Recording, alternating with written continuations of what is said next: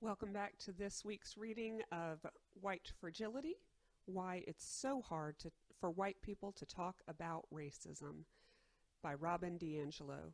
As we read along, I encourage you once more to purchase your own copy. It's important to support the work of the researchers and academics and folks who put all this together for us. And so I hope that you will buy your own copy. Mine is dog-eared and marked up and all that good stuff. And I think yours could be too. So enjoy.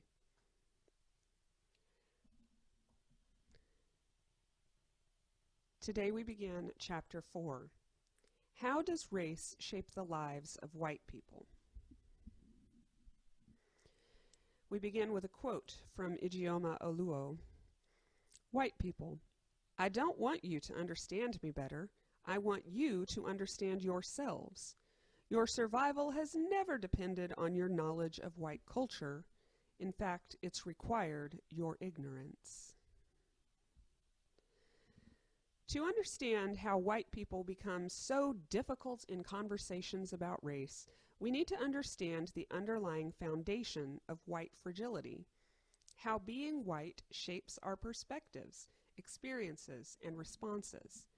Every aspect of being white discussed in this chapter is shared by virtually all white people in the Western context generally, and the U.S. context specifically. At the same time, no person of color in this context can make these same claims. Okay, so are you ready for the claims? Belonging. I was born into a culture in which I belonged racially. Indeed, the forces of racism were shaping me even before I took my first breath. If I was born in a hospital, regardless of the decade in which I was born, any hospital would be open to me because I am white. If my parents attended a childbirth preparation class, the instructor was most likely white. The videos they watched in class most likely depicted white people, and their fellow classmates with whom they built connections and community were most likely also white. When my parents read their birthing manuals and other written materials, the pictures most likely depicted primarily white mothers and fathers, doctors and nurses. If they took a parenting class, the theories and models of child development were based on white racial identity. The doctors and nurses attending my birth were in all likelihood white. Although my parents may have been anxious about the birth process, they did not have to worry about how they would be treated by the hospital staff because of their race. The years of research demonstrating racial discrimination in healthcare assure me that my parents were likely to have been treated well by hospital personnel and to receive a higher caliber of care than would people of color. Conversely, the people who cleaned my mother's hospital room, did the laundry, cooked and cleaned in the hospital, in the cafeteria, and maintained the facilities were most likely people of color. The very context in which I entered the world was organized hierarchically by race. Based on this hierarchy, we could predict whether or not I would survive my birth based on my race. As I move through my daily life, my race is unremarkable. I belong when I turn on the television, when I read best-selling novels and watch blockbuster movies. I belong when I walk past the magazine racks at the grocery store or drive past billboards. I belong when I see the overwhelming number of white people on lists of the most beautiful. I may feel inadequate in light of my age or weight, but I will belong racially. For example, in 2017, singer Rihanna introduced a makeup line for women of all skin colors. Gratitude from women of color poured in. Many of their tweets included the exclamation, "Finally!" These are tweets I have never needed to send. I belong when I look at my teachers, counselors, and classmates. I belong when I learn about the history of my country throughout the year and when I am shown its heroes and heroines, George Washington, Thomas Jefferson, Abraham Lincoln, Robert E. Lee, Amelia Earhart, Susan B. Anthony, John Glenn, Sally Ride, and Louisa May Alcott, to name a few. I belong when I look through my textbooks and at the pictures on my classroom walls. I belong when I speak to my children's teachers, when I talk to their camp counselors, when I consult with their doctors and dentists. No matter how I might explain why all these representations are overwhelmingly white, they still shape my identity and worldview. In virtually every situation or context deemed normal, neutral, or prestigious in society, I belong racially. This belonging is a deep and ever-present feeling that has always been with me. Belonging has settled deep into my consciousness. It shapes my daily thoughts and concerns, what I reach for in life, and what I expect to find. The experience of belonging is so natural that I do not have to think about it. The rare moments in which I don't belong racially come as a surprise that I can either enjoy for its novelty or easily avoid if I find it unsettling. For example, I was invited to the retirement party of a white friend. The party was a potluck picnic held in a public park. As I walked down the slope toward the picnic shelters, I noticed two parties going on side by side. One gathering was primarily composed of white people, and the other appeared to be all black people. I experienced a sense of disequilibrium as I approached and had to choose which party was my friend's. I felt a mild sense of anxiety as I considered that I might have to enter the all-black group, then mild relief as I realized that my friend was in the other group. This relief was amplified as I thought that I might have mistakenly walked over to the black party. All these thoughts and feelings happened in just a few seconds, but they were a rare moment of racial self-awareness. The mere possibility that I might have to experience not belonging racially was enough to raise racial discomfort. It is rare for me to experience a sense of not belonging racially, and these are usually very temporary, easily avoidable situations. Indeed, throughout my life, I have been warned that I should avoid situations in which I might be a racial minority. These situations are often presented as scary, dangerous, or sketchy. Yet if the environment or situation is viewed as good, nice, or valuable, I can be confident that as a white person, I will be seen as racially belonging there.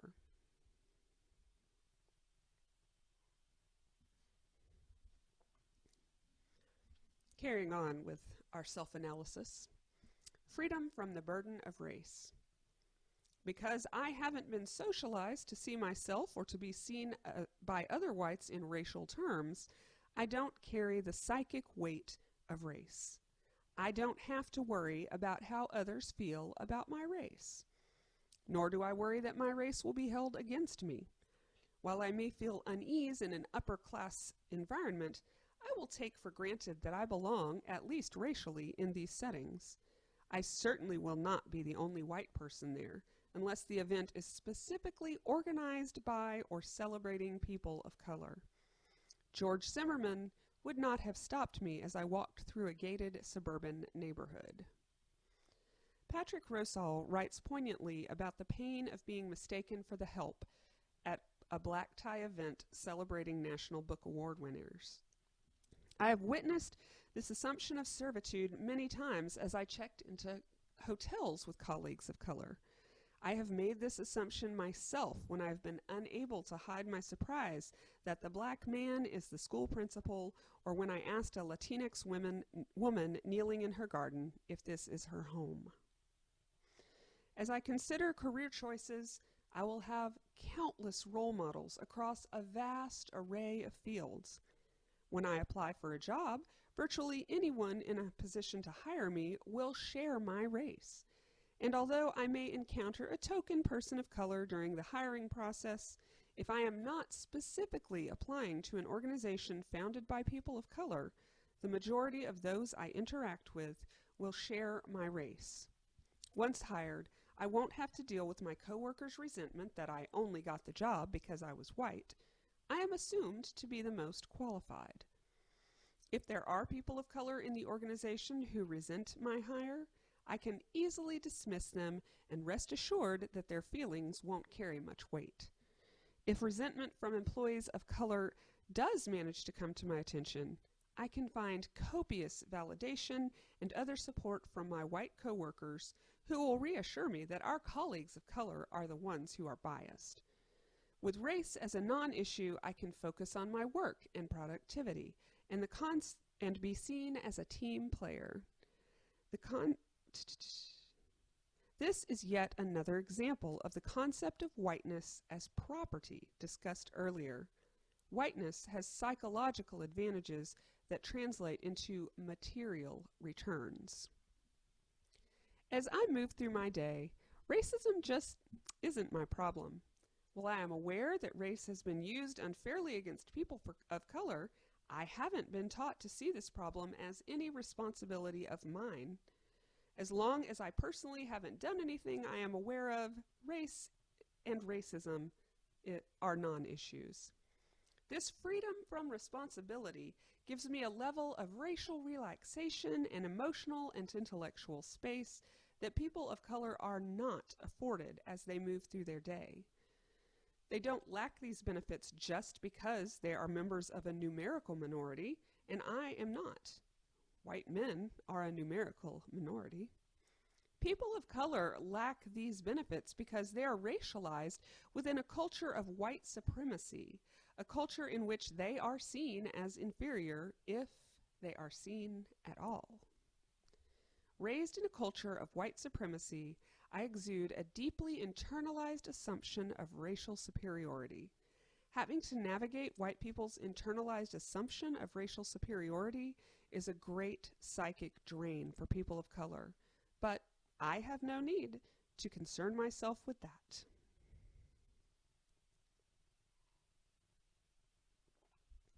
Subhead: Freedom of movement.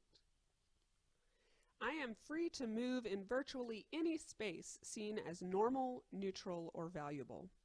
While I might worry about my class status in some settings, for example, when attending a high society event, such as a museum opening or an art auction, I still will not have to worry about my race. In fact, my race will work in my favor in these settings, granting me the initial benefit of the doubt that I belong there. I also will certainly not be the only white person there unless the event is specifically organized by or celebrating people of color. In the early years of my career as a workplace diversity trainer, I co-led the workshops with Deborah, an African-American woman. After a particularly grueling travel schedule, I proposed that we get away for a relaxing weekend and suggested Lake Coeur d'Alene in Idaho. Deborah laughed at the suggestion and let me know that visiting northern Idaho did not sound like a relaxing weekend for her. Besides being a very small town, Lake Coeur d'Alene is near Hayden Lake, where the Aryan Nation was building a compound. Although not all people who live in the area are avowed white nationalists, the knowledge that some people might be part of this openly racist group was terrifying for Deborah. Rightfully so, this reader would add. Even if there were no organized white nationalist encampments in the area, Deborah did not want to be isolated in a virtually all-white environment and have to interact with white people who may have never met, or act as if they had never met, a black person before. Yet, as a white person, I did not have to consider any of this. All places that I perceive as beautiful are open to me racially, and my expectation is that I will have a pleasant and relaxing experience there. Just people. Another way that my life has been shaped by being white is that my race is held up as the norm for humanity. Whites are just people. Our race is rarely, if ever, named. Think about how often white people mention the race of a person if they're not white. My black friend, the Asian woman. I enjoy young adult literature, but I'm taken aback by how consistently the race of characters of colors is named and how only those characters' races are named. To use an example from school, consider the writers we're all expected to read. The list usually includes Ernest Hemingway, John Steinbeck, Charles Dickens, Fyodor Dostoevsky, Mark Twain, Jane Austen, and William Shakespeare. These writers are seen as representing the universal human experience, and we read them precisely because they are presumed to be able to speak to us all. Now, consider the writers we turn to during events promoting diversity, events such as Multicultural Authors Week and Black History Month. These writers usually include Maya Angelou, Toni Morrison, James Baldwin, Amy Tan, and Sandra Cisneros. We go to these writers for the Black or Asian perspective. Toni Morrison is always seen as a Black writer, not just a writer. But when we are not looking for the Black or Asian perspective, we return to white writers, reinforcing the idea of whites as just humans and people of color as particular kinds, racialized, of humans. This also allows white male writers to be seen as not having an agenda or any particular perspective, while racialized and gendered writers do. Virtually any representation of human is based on white people's norms and images. Flesh-colored makeup, standard emoji, depictions of Adam and Eve, Jesus and Mary, educational models of the human body with white skin and blue eyes.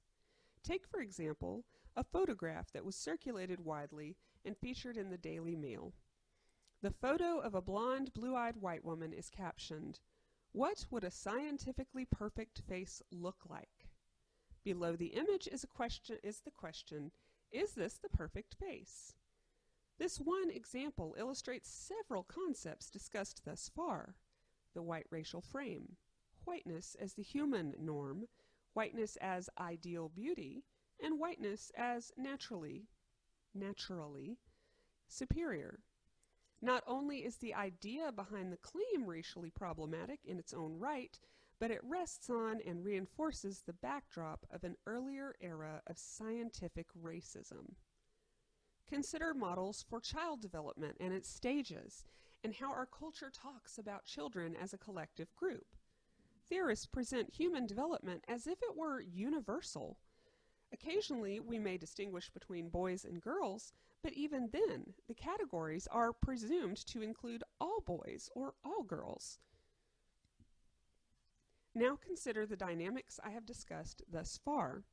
Is an Asian or an indigenous child's development the same as a white child's within the context of white supremacy? White solidarity. White solidarity is the unspoken agreement among whites to protect white advantage and not cause another white person to feel racial discomfort by confronting them when they say or do something racially problematic. Educational researcher Christine Sleeter describes this solidarity as white racial bonding. She observes that when whites interact, they affirm a common stance on race-related issues, legitimating particular interpretations of groups of color, and drawing conspiratorial we-they boundaries. White solidarity requires both silence about anything that exposes the advantages of the white position and tacit agreement to remain racially united in the protection of white supremacy. To break white solidarity is to break rank. We see white solidarity at the dinner table, at parties, and in work settings. Many of us can relate to the big family dinner at which Uncle Bob says something racially offensive. Everyone cringes, but no one, or almost no one, challenges him because nobody wants to ruin dinner. Or the party where someone tells a racist joke, but we keep silent because we don't want to be accused of being too politically correct and being told to lighten up. In the workplace, we avoid naming racism for the same reasons, in addition to wanting to be seen as a team player and to avoid anything that might jeopardize our career advancement. All these familiar scenarios are examples of white solidarity. Now, why speaking up about racism would ruin the ambiance or threaten our career advancement is something we might want to talk about.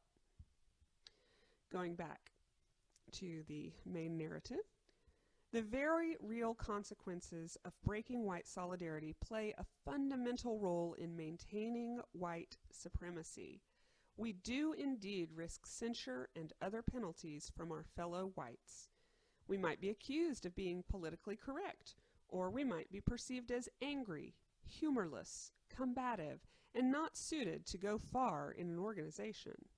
In my own life, these penalties have worked as a form of social coercion. Seeking to avoid conflict and wanting to be liked, I have chosen silence all too often.